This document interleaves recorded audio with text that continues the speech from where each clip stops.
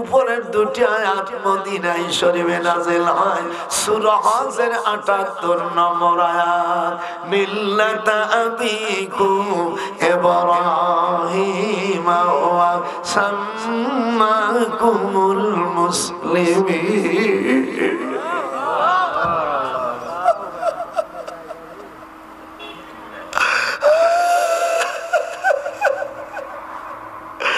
ইব্রাহিম আলাইহিস সালামের ৭ বছর বয়সে বৈশাখ মাসের প্রথম তারিখে বেধর্মীরা তাদের পূজা করে। হযরত ইব্রাহিম আলাইহিস সালাম ওই রাত্রে সকল মাটি সব বস্তুকে মন্দিরকে ভেঙে ফেলছে। সকালবেলা পুলিশে যে বলছে ইব্রাহিম ছেলেটা, তো ইব্রাহিমের আম্মা আজর ওই নমরুদের ধর্মমন্ত্রী তাকে ডাক দিল যে তোমার ছেলে এই কাজ করেছে। ইব্রাহিমকে হাত পাও বাঁধে নেছে। ইব্রাহিম আলাইহিস সালাম বলতেছে হাত বান্ধিবি, একটু হাত খান উঠাইতে হবে, না আওয়াজ বন্ধ হয়ে যাবে। হাত বান্ধিবি, পাও বান্ধিবি নমরুদ, আমার অন্তর বাঁধিবি তুই কি দিয়া। একটু হাত উঠান, হাত বান্ধিবি, পাও বান্ধিবি, একটু জোরে বলা যাবে না? হাত বান্ধিবি, পাও বান্ধিবি, আমার নমরুদ আমি ইব্রাহিম, আমার অন্তর বাঁধবি কি দিয়া। আমার দিক তাকান। ইব্রাহিম আলাইহিস সালামের কাছে গর্দানের উপর তরবার, উনি কার পরোয়া করে নেই। রুবামা ইয়াউদ্দুল্লাযীনা, হায় হায়, আল্লাহ পাক কোরআন শরীফের আয়াত জানাই দিলেন। ইব্রাহিম আলাইহিস সালাম বলতেছেন ইন্নী ওয়াজ্জাহতু ওয়াজহিয়া লিল্লাযী ফাতারাস সামাওয়াতি ওয়াল আরদা হানিফাও ওয়া মা আনা মিনাল মুশরিকিন।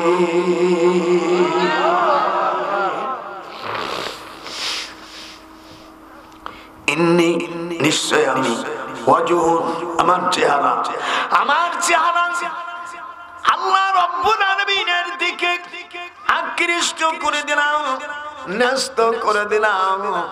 আসমান জমিনের যিনি ফাতের মানে স্রষ্টা, যিনি আসমান তৈরি করেছে, আমি ইব্রাহিম মুশরিক নয়। বাবা কিন্তু মুশরিক, নমরুদ মুশরিক। তখন বললে এতগুলোকে ভাঙছে। হযরত কোরআন শরীফের ৬২ নম্বর আয়াত সূরা আম্বিয়া, কত? একটু জোরে বলেন, আপনারা বলেন কত?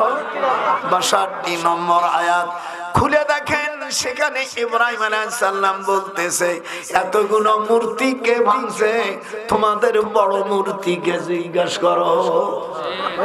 ওই যে দাঁড়ায় আছে, ওদের জিজ্ঞেস করো। আল্লাহ বলেন, ওরে ইব্রাহিম, তুই আমার মনের কথাটা বলেছিস, এই একটা মনের কথা বলার কারণে আমি আল্লাহ তোমাকে জাতির পিতা বানাই দিলাম। জাতির পিতা কোন যেন তেন মানুষ হইতে পারে না, কোন হাবিজাবি লোক হইতে পারে না। ইসির নেতা জাতির পিতা আল্লাহ তাআলা হযরত ইব্রাহিমকে বানাইছেন। একটু হাত উঠাই, একটু থ্যাংক ইউ জানায়। হাত দাঁড়াইছিস কা? হাত যে দাঁড়াবে না, আল্লাহ তুমি তাকে ক্যান্সার দেবা। মেয়ের হাত উঠা, অসময় স্বামী মারা যাবে, শিগগির হাত উঠা। নারাই তাকবীর।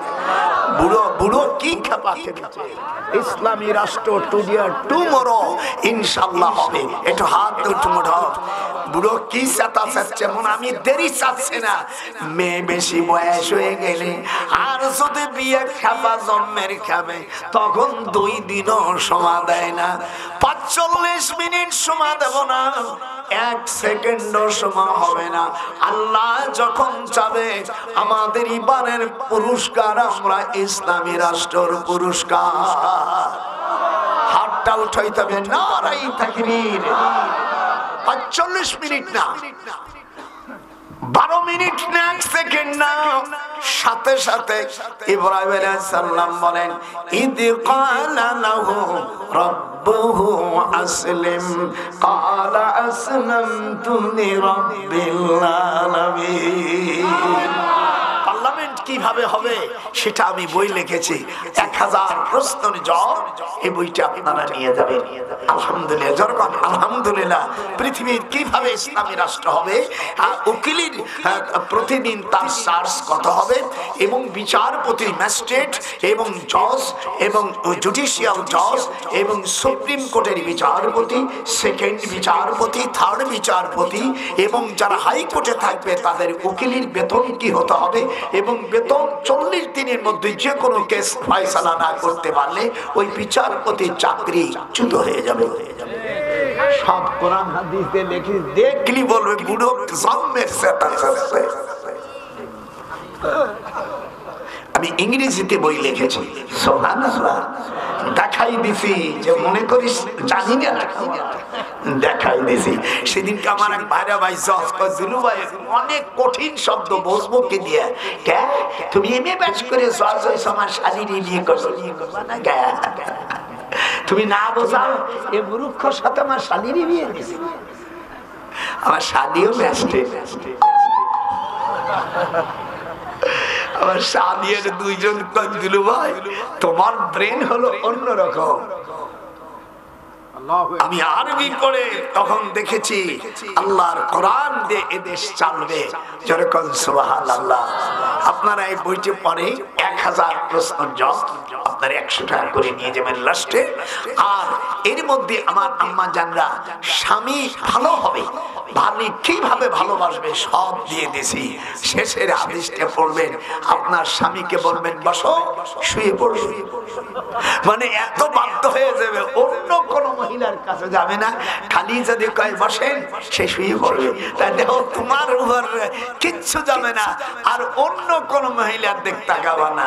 তবে বিদেশে বেশি দিন বহুত বছর থাকো না, আমার নাতি ভাইরা ফিরে আসে তোমরা অরিজিনাল দাদি পাইবা না। কি অনেক দিন থাকলে স্ত্রী অরিজিনাল মান একবারে সব কোলাকুলি কথা। আমার নাতি বলে কয় আল্লাহ আমার বুড়ো দাদারে পয়সায় রাখো, এরকম আওয়াজ আসতেছে আমার কানে, যেরকম সুবহানাল্লাহ। হাত উঠাই না কেন?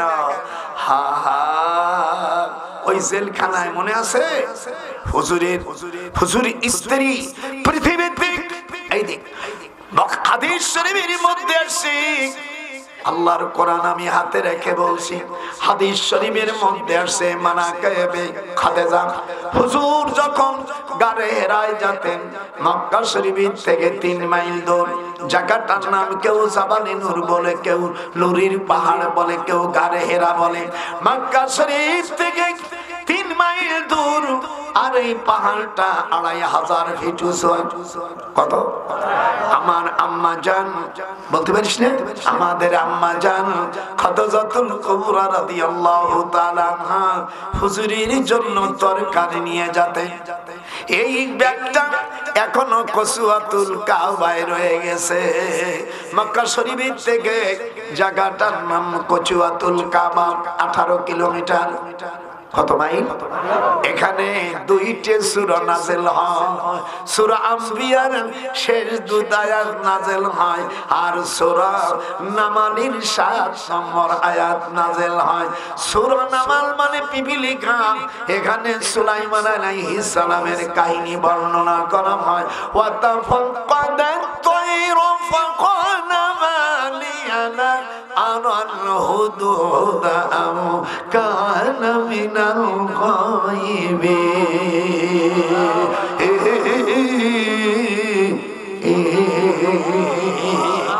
এখানে সকাল সন্ধ্যায় কার টুকরা পাখি আসে। যারা হজ করবা, আমি হজের ব্যবসা করি না, যদি যাস মুসলমান হই আমি টাকা দেবো, তোর কাছে চাওয়া লাগবে না, আমার কাছে বলবি বিনি পয়সা বলে দেবো যে কোন কোন জায়গা যাতে।